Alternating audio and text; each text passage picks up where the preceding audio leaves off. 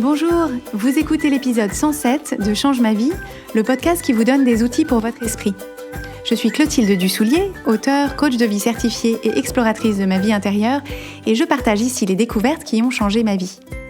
Change ma vie est un podcast publié tous les jeudis et vous retrouverez les éléments et les ressources dont je parle sur le site changemavie.com. Abonnez-vous au podcast sur la plateforme de votre choix pour être notifié des nouveaux épisodes chaque semaine.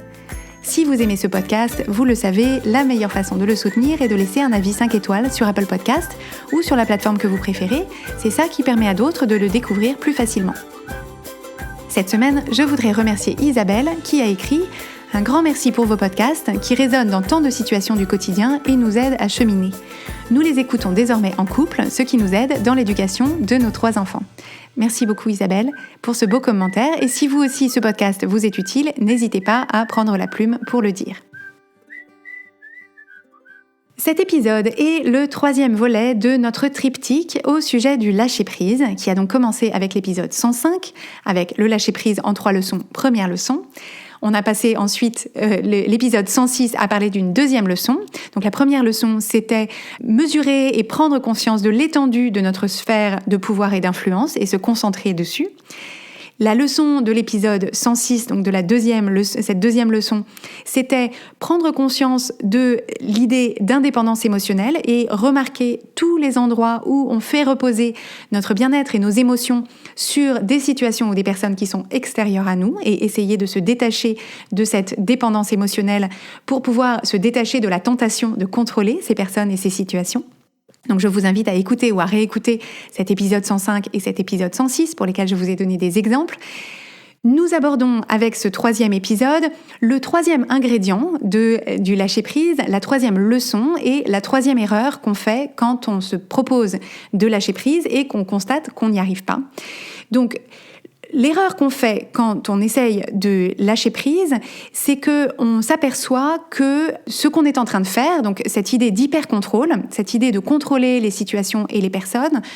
en fait, cet hyper-contrôle consiste à être en résistance. Donc, l'hyper-contrôle consiste à résister à ce qui est, c'est-à-dire à résister au fait que certaines personnes et certaines situations échappent à notre contrôle, résister à la façon dont les autres choisissent de se comporter, d'être, etc. Donc en fait, on constate la façon dont le monde se présente à nous et on entre en résistance, c'est-à-dire qu'on se dit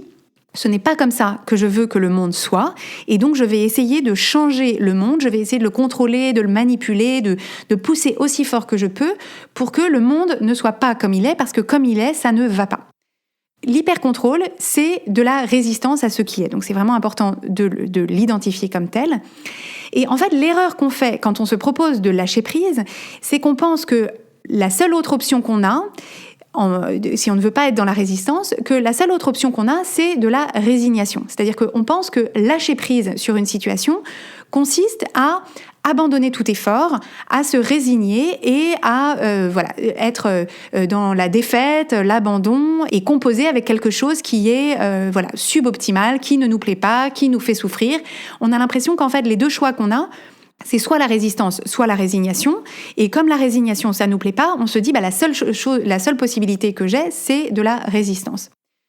Donc, l'exemple qu'on peut prendre, c'est si on est en couple et qu'on s'aperçoit, par exemple, que à chaque fois qu'il y a un départ à faire, donc ça peut être particulièrement accentué si on a des enfants, à chaque fois qu'il faut partir de la maison, on peut constater que notre conjoint ou notre conjointe utilise toujours ce moment pour se faire un café, rechercher ou trier des papiers, se mettre à jouer de la guitare. J'ai une cliente qui se reconnaîtra. Donc, on peut constater qu'au moment de quitter la maison, pour aller à un rendez-vous, aller chez des gens, une invitation, voilà, on a une contrainte temporelle. Et notre conjoint, notre conjointe choisit toujours ce moment-là pour faire quelque chose que nous, on estime être pas du tout le bon moment. Et que, à cause de ça, on se retrouve à être en retard et que c'est nous qui préparons les enfants toutes seules ou tout seul, si c'est dans l'autre sens que ça se présente. Et donc, en fait, on constate cette situation, on se dit, dans cette situation, ça ne me convient pas, je ne veux pas que mon conjoint ou ma conjointe fasse ce qu'il a envie de faire au moment où il le fait, parce que c'est pas le bon moment, c'est pas comme ça que ça doit se passer,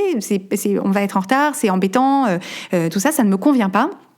Et donc, on entre en résistance. Et donc, ce qu'on fait quand on entre en résistance, c'est que on va, de façon ouvertement agressive ou passivement agressive, on va essayer de faire en sorte que notre conjoint ou notre conjointe ne choisisse pas de faire ce qu'il a envie de faire au moment où il ou elle a envie de le faire. Et donc, on va essayer de manipuler les choses pour que la situation se déroule comme nous on le souhaite, pour que le conjoint ou la conjointe, le compagnon ou la compagne n'ait plus envie de faire de la guitare au moment de partir, n'ait plus envie de se faire un café, n'ait plus envie de trier ou de chercher des papiers, retrouve ses clés, trouve ses chaussures, aide à mettre les vêtements des enfants, etc. Donc voilà, on va être nous-mêmes très investis dans le fait de contrôler son comportement parce qu'on est en résistance par rapport au choix que fait l'autre personne dans notre couple dans ces moments-là. Et en fait, la raison pour laquelle on s'obstine dans cette résistance et dans cet hyper-contrôle, c'est qu'on pense que si on arrête d'essayer de faire changer l'autre, à ce moment-là, c'est de la résignation et que ça veut dire qu'on sera toujours en retard et qu'on sera toujours la seule à préparer les enfants et que donc c'est une capitulation, que c'est de la faiblesse et qu'on a lâché l'affaire, qu'on est, si on est une femme, qu'on n'est pas une bonne féministe, quel est l'exemple qu'on donne à nos enfants, etc. Et donc, on pense que c'est à ça que ressemble l'alternative. Et donc, effectivement, dans ces deux situations, si on a une relativement bonne opinion de nous-mêmes, on se dit, j'ai pas envie de capituler, j'ai pas envie de lâcher l'affaire, j'ai pas envie de laisser tomber, j'ai pas envie d'être celle qui ou celui qui se résigne et se fait marcher dessus et fait la carpette. Donc, j'entre en résistance et j'essaye de contrôler. Et du coup, on se met devant c'est une fausse dichotomie dans laquelle c'est perdant-perdant. C'est-à-dire que dans les deux cas, on ne crée pas une bonne situation ni un bon résultat pour nous. Quand on se met dans cette fausse dichotomie, ce qu'on oublie, c'est la voie du milieu. Et la voie du milieu s'appelle l'acceptation. Donc, l'acceptation, ça consiste à faire un pas de recul. Donc, vous remarquerez que souvent, les recommandations que je vous fais, les outils que je vous donne, commencent toujours par faire un pas de recul. Et donc, ça consiste à faire un pas de recul et à regarder le tableau de la situation et se dire, ok, les choses se présentent comme ça, c'est-à-dire que le fait est que moi, j'ai une certaine idée de comment les préparatifs doivent se passer, j'ai une certaine idée de qu'est-ce que ça veut dire d'être en retard, est-ce que c'est un problème, à quel moment est-ce qu'il faut préparer les enfants et comment, qu'est-ce qui est une activité appropriée à faire 2 minutes avant de partir, etc. Et je constate que la personne avec qui j'ai choisi de partager ma vie a une autre idée, se fait une autre idée, a d'autres envies, d'autres priorités, accorde de l'importance à des choses différentes et n'en accorde aucune à des choses différentes. Et donc, ça consiste à commencer par simplement accepter qu'on puisse être deux personnes différentes dans une situation comme celle-là, avec une vision différente de la situation, et accepter aussi que la vision de l'autre n'est pas moins juste, n'est pas moins légitime, n'est pas moralement inférieure à la nôtre. Et donc, ça commence par simplement accepter que chaque personne qui vient dans cette situation est légitime à venir à la situation telle qu'elle est. Alors, la raison pour laquelle c'est utile de faire ça, de passer par cette acceptation, c'est que ça nous permet de libérer de l'énergie et du temps mental pour choisir la façon dont on a envie d'aborder la situation. Ça nous permet de libérer notre énergie et notre temps mental pour agir, pour aménager la situation de telle sorte que ça nous soit favorable et que ça ressemble au résultat qu'on a envie de créer. Parce que les pensées d'acceptation font naître chez nous des émotions qui sont tout à fait différentes des pensées de résistance, c'est-à-dire que les pensées de résistance créent plutôt des émotions qui sont désagréables à ressentir et qui nous conduisent plutôt à mal parler aux autres ou alors à avoir des comportements passifs-agressifs qu'on regrette après et qui ne reflètent probablement pas la meilleure version de nous-mêmes. Donc la résistance crée pour nous certaines émotions qui inspirent des actions qui généralement ne donnent pas de très bons résultats. Alors que les pensées d'acceptation permettent de créer pour nous des émotions qui nous laissent en pleine possession de nos moyens mentaux et de notre liberté d'action, qui nous permettent déjà de prendre soin de nous dans cette situation. C'est-à-dire que typiquement, si j'ai un conjoint qui a toujours une idée d'un truc à faire au moment de partir et que pour moi, arriver en retard chez nos amis chez qui on est invité, c'est un problème, eh bien c'est de ma responsabilité de éventuellement dire moi je pars, voilà, j'ai décidé que c'était à telle heure qu'il fallait partir pour être chez nos amis à telle heure, et donc si tu es prêt, c'est super, on y va ensemble, et si tu n'es pas prêt, je t'aime et j'y vais sans toi. C'est-à-dire, tu nous rejoindras là-bas et c'est pas un problème. Donc, en fait, dans l'acceptation, ce qu'on crée pour nous, ce sont des émotions qui nous permettent de naviguer à travers la situation sans obliger les autres à aller dans notre sens, sans obliger les situations, sans essayer de contraindre les autres et les situations à aller dans notre sens. Et ça nous permet de porter à nouveau notre attention sur le résultat qu'on a envie de créer et d'éventuellement détecter des pistes qu'on n'avait pas vues parce qu'on était bloqué dans l'impasse de la résistance, de débloquer et de révéler des pistes que peut-être on n'aurait pas, qu'on ne voyait pas quand on était bloqué dans une seule issue pour la situation. Et ce dont on s'aperçoit à l'usage, c'est que quand on est dans une situation comme celle que je viens de décrire, qui est anodine, mais qui généralement est un pattern de situation qui peut se présenter de multiples façons dans une vie de couple, une vie commune, c'est que quand on apporte à la situation l'énergie de l'acceptation, on laisse aussi beaucoup plus de place à l'autre, éventuellement d'aller dans notre sens. Parce que la résistance, quand on résiste à quelque chose, ce quelque chose a tendance à résister dans l'autre sens. C'est-à-dire qu'une force de résistance crée souvent une force de résistance de même force ou supérieure dans l'autre sens. Et donc en fait, ce dont on s'aperçoit, c'est que quand on est dans l'acceptation et qu'on n'est plus dans la résistance, on n'est plus dans l'opposition et du coup, on laisse à l'autre la place de ne plus être non plus dans l'opposition. Et il se passe parfois des choses magiques et assez surprenantes. C'est-à-dire que les personnes qu'on pensait bien connaître peuvent parfois vraiment nous surprendre. Quand on change notre énergie, leur énergie peut changer aussi. Ce n'est pas garanti et ce n'est pas le résultat qu'il faut essayer de créer, mais ça peut être un chouette bonus.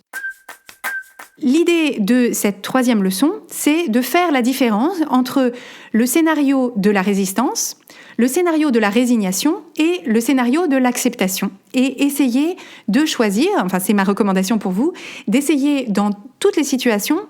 d'identifier quelle est la voie de l'acceptation, à quoi est-ce que ça ressemble, à quoi est-ce que ça peut nous mener et quel résultat est-ce que ça peut créer pour qu'on puisse parfois choisir la résistance, parfois choisir la résignation. Il n'y a pas, encore une fois, de supériorité morale dans l'une ou dans l'autre, mais au moins s'habituer à voir quelle est la voie du milieu. Ce n'est pas la plus facile à emprunter, je vous le dis tout net. Mais ce que j'ai constaté dans mon expérience professionnelle et dans l'expérience des personnes que j'accompagne, c'est que c'est toujours celle qui crée les meilleurs résultats dans la qualité de la relation, dans la qualité de la relation avec nous-mêmes et le meilleur résultat dans l'absolu, dans la situation qu'on traverse. C'est avec cette troisième leçon que je conclus ce triptyque autour du lâcher-prise et ce avec quoi je voudrais vous laisser au sujet du lâcher-prise, donc en conclusion de cette mini-série, c'est de vraiment vous proposer d'avoir beaucoup de patience, de compréhension et de bienveillance envers vous-même si vous vous apercevez que vous avez beaucoup de mal à faire ce lâcher-prise. Il me semble, et vous l'avez peut-être vu à la lumière de ces trois leçons, il me semble que le lâcher-prise, c'est un peu le niveau ninja du développement personnel, parce que le lâcher-prise, ce n'est pas une compétence, c'est une multitude de compétences. Ce n'est pas un concept, c'est l'articulation ensemble d'une multitude de concepts, de leçons, d'enseignements et de mécanismes, et que on ne peut pas se proposer,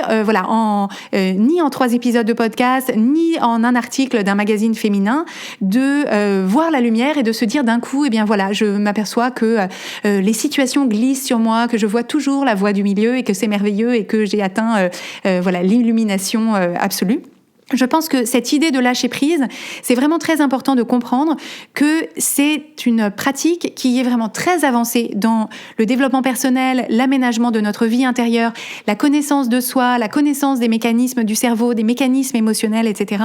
Et que c'est pour ça que j'y ai consacré 3 épisodes et c'est pour ça que peut-être vous avez remarqué que dans chacun de ces épisodes, j'ai mis en référence d'autres épisodes et il me semble d'une façon générale que Change ma vie, le podcast tout entier, tous les enseignements que je vous propose, les leçons et les outils que je vous propose chaque semaine vont toutes dans le sens du lâcher-prise. Et le sens du lâcher-prise consiste en fait, en toute situation, à comprendre où s'arrête ma responsabilité et où commence celle des autres et à toujours porter notre attention et notre énergie dans ce qui est de notre responsabilité, de notre contrôle, parce que c'est là que notre énergie, notre temps mental sont les mieux investis. Et donc, vous remarquerez peut-être que c'est une thématique, un thème en filigrane que vous retrouvez en fait à longueur d'épisodes. Et donc, en contrepoint de mon introduction, je vous disais que cette idée de lâcher prise, je l'avais longtemps vécue comme une sorte d'injonction que je trouvais moralisatrice, supérieure et finalement où on se sentait plus en échec de lâcher prise que inspiré au lâcher prise, souvent dans les choses qu'on peut lire là-dessus. C'est finalement ça que je veux vous dire, c'est qu'on comprend très bien pourquoi. C'est parce que rien dans notre cerveau ne nous conduit au lâcher-prise et que donc il faut vraiment mettre en place beaucoup d'outils et se proposer de s'accompagner beaucoup et de travailler beaucoup sur soi, sur ses mécanismes, etc. pour toucher du doigt cette idée du lâcher-prise, pour arriver à la comprendre sur une situation et ensuite élargir ses compétences sur d'autres situations pour pouvoir, d'une façon générale, fluidifier cet exercice. Mais donc, si vous n'y arrivez pas, c'est parfaitement normal, c'est un cheminement, ça prend du temps. Vous pouvez vous faire aider si vous en avez envie, mais c'est vraiment normal que ça demande du temps, des efforts et que ce ne soit pas quelque chose qui vous vienne naturellement. Donc voilà ce que j'avais envie de vous dire à ce sujet pour conclure cette mini-série sur le lâcher-prise.